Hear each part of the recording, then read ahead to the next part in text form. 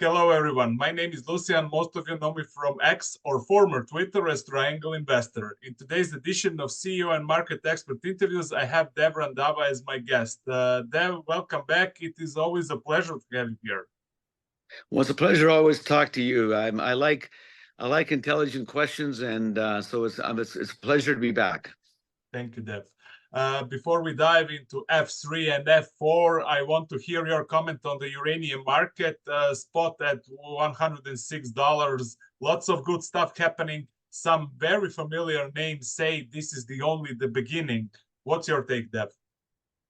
Well, I hope they're right. You know, what I'm good at is attracting good technical people and give them the money to drill. That's my specialty. But when it comes to the market, yeah, I've heard the same things. I've heard a particular who owns some uranium. He went to sell 100,000. 6 buyers popped up. You know, there is no uranium out there, and I don't think, you know, everybody in the U.S. that we're going to start producing. You know, I'm not as optimistic as some folks, because I think that no one's really produced for a while. There's going to be some hiccups. So I can see uranium go to 150 like some of them. But to me, I'm happy with 106. You know, if we find enough pounds, you know, in F3, that's plenty good for me. Definitely. Dev, the big news is out. You have announced intention to spin out F4 Uranium Corp. Let's talk about that. When and how this idea was born? Well, Ray, we felt, you know, we were kind of we had abandoned those 14 projects. We weren't doing any work on them. But we know that everybody wants, all the attention is over here. So really the idea is to show the market we have a lot of assets, and those assets deserve to be drilled. And so really this is about having a separate company we can raise money in, and that money goes towards those projects. Because if we raise a bunch of money here, you know, it's very difficult to take that money and start spending it on people. Going to say, no, you got to spend it on A1 and B1. That's where you've got to be. And I understand that. And especially people who give us money, they want see F1 big enough and B1, all these ones to, they want the money they give, they want focused on that. We were giving no focus to the 14 projects. So this is the way of saying, okay, F4 will have its own money to drill its projects, because that's what we wanted to show to the market, that we have a lot of value beyond the PLN.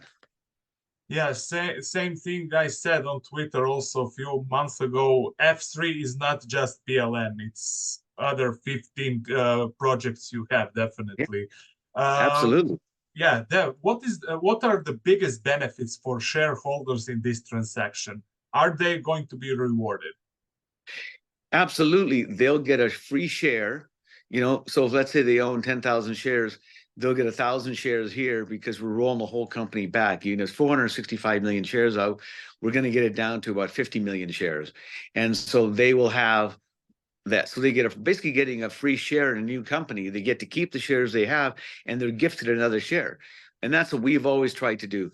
Make a discovery, spin the rest out, make another discovery, spin it out. And that's why it's called F4.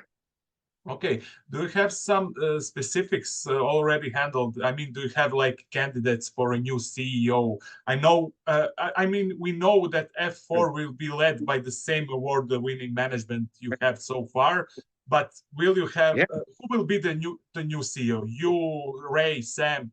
Who is the best candidate? That's a great question. What we've amongst ourselves right now will be Ray will be the CEO, and Sam will be helping him as a more senior role. Basically, I'm going to go to chairman of the board, executive chairman. I'll be active in helping him raise money. You know, everybody. Why we work so well in F3 is my job is to raise money, and we've got 40 million in the bank, so that's been taken care of. Ray's really good at finding targets, and Sam helps him do that. So basically, the team stays together, but we are definitely going to look for a new president, someone to do some of the roles that Ray may not want to do. Because there's just, you know, when you're a CEO, you got the board to deal with, you've got your bankers to deal with, and then you've got to run the company itself. So you've got all these different parts, and you have to. Yeah, and not all those skill sets sometimes belong to one person. Sometimes you need other people, like I do. I'm very thankful for Ray and etc. So the team will stay together, but I do see us, and I've identified one person, and we're talking to him. But right now, it's so hard to find people. If it was hard before at $60 uranium, now it's land. You can't even find, you know, it's hard. It's impossible to get new land. It's impossible because everybody is offering really good money. They're giving sign-in bonuses. I've seen sign-in bonuses out there. The guy said to me, "Well, what's my signing bonus?" And I went, "What?" You know, so people are expecting sign-in bonuses. They're expecting really high salaries, big stock option plans. They want RSUs. And they can, because good people, you know, like football players, you know, everybody that, you know, good athletes get ridiculous money. Well, that same thing, we have stars in our business too. You know, that's why I'm very committed to keeping Sam and Ray and their team together. They have support staff. People forget that we've got almost 14 people on our technical team. You only hear about 2 of them. Trust me, it's a big team, and you got to keep those people, because if you lose one, I can't lose one. I cannot lose one single employee. That's why I've told Ray, make sure you give them bonuses every time we hit milestones, and I give Ray bonuses when he hits milestones.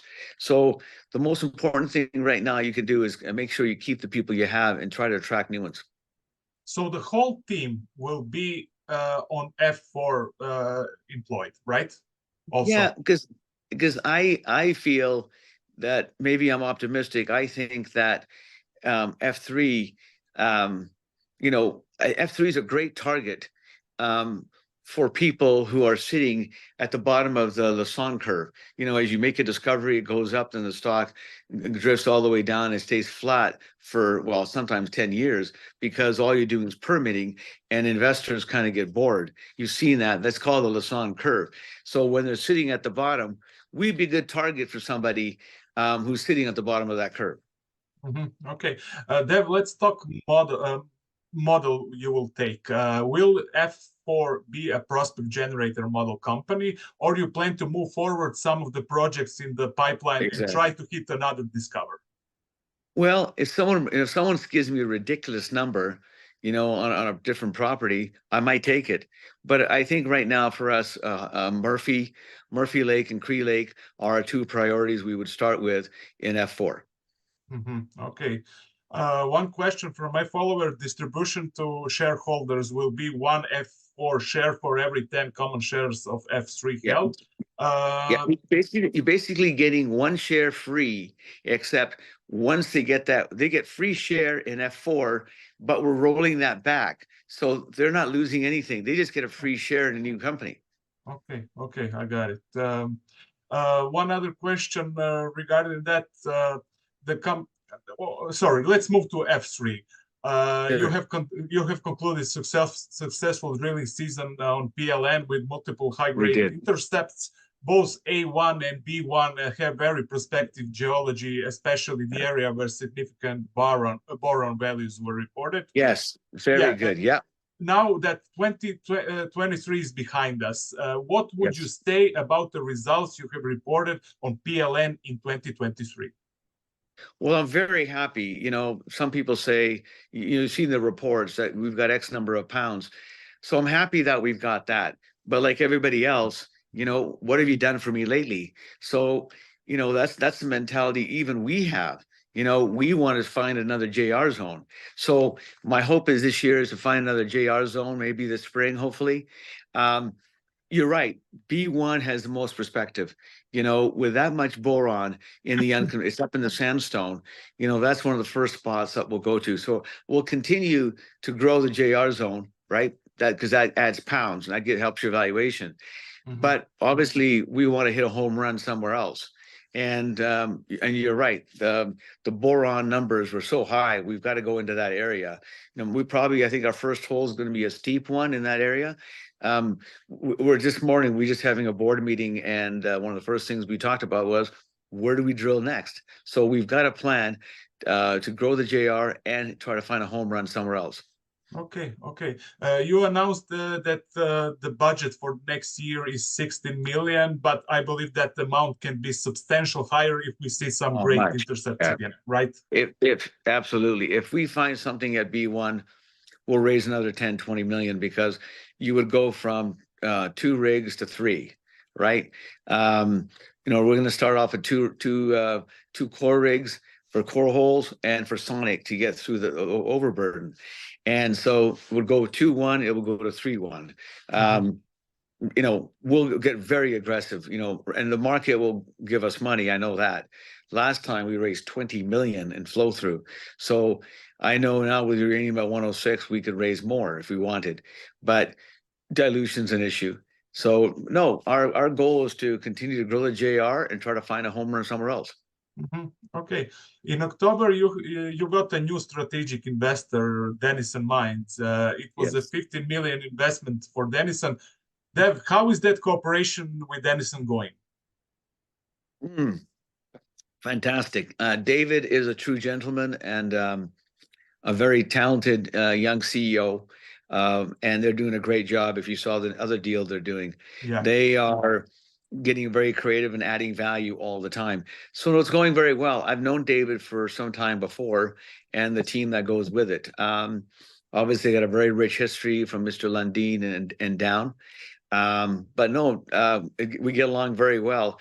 I mean, that deal, you sometimes leave up to 30 days to get that kind of a deal done, because debentures are quite thick, and all the things what goes wrong, that whole thing usually takes 30 days. We did it in about 2 weeks. Okay, but I had to ask you that question. People, they always speculate on what are the possible scenarios with this transaction. Is it the beginning of Denison taking over F3? I mean, what's your comment on that? Well, first of all, I don't control, Denison, so I can't give you an accurate idea. Of course. I just know that we'd be a great target. We're without lying. I think I can honestly say that we have the best exploration project in the basin. Other people have found it, but they haven't got the grades we have found. And, I don't see anybody out there with 40, 50, 59% uranium. So I believe we're the best exploration project in the basin. Other people would agree with me, I think. So I think we'd be a great target. And everything comes down to price. If somebody comes to me and says, here's X amount of premium, and we spin out F4, we'll see.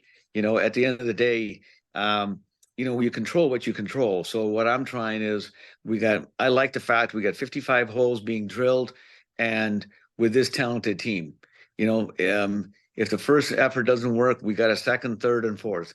This team, it's not fluke. They found three discoveries. And so we've got all this stuff in our head. And plus we got new ideas.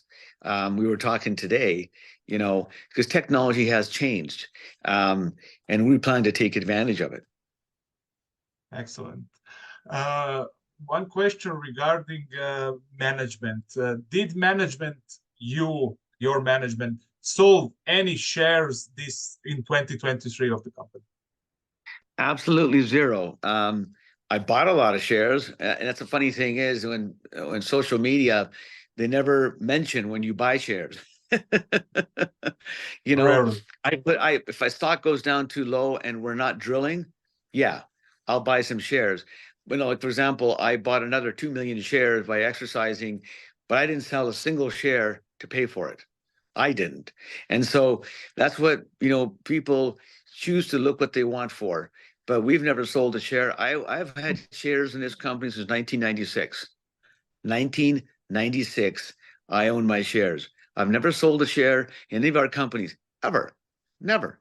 Because to me, there's only one thing. You buy it, you sell the company. Buy it, sell the company.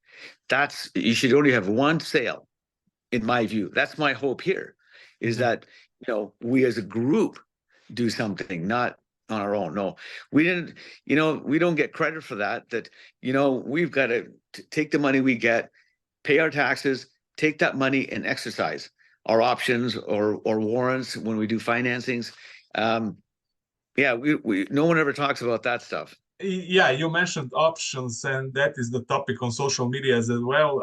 You granted options 2 times, in December and in January. Some Right. people are arguing the timing and pricing. Can you tell us more about these issues? Sure. Well, pricing wise, we priced it at 45 cents. The stock was 43 and a half. So we actually priced it higher than the stock was. The second is we hired some people. We're adding new people to the team all the time.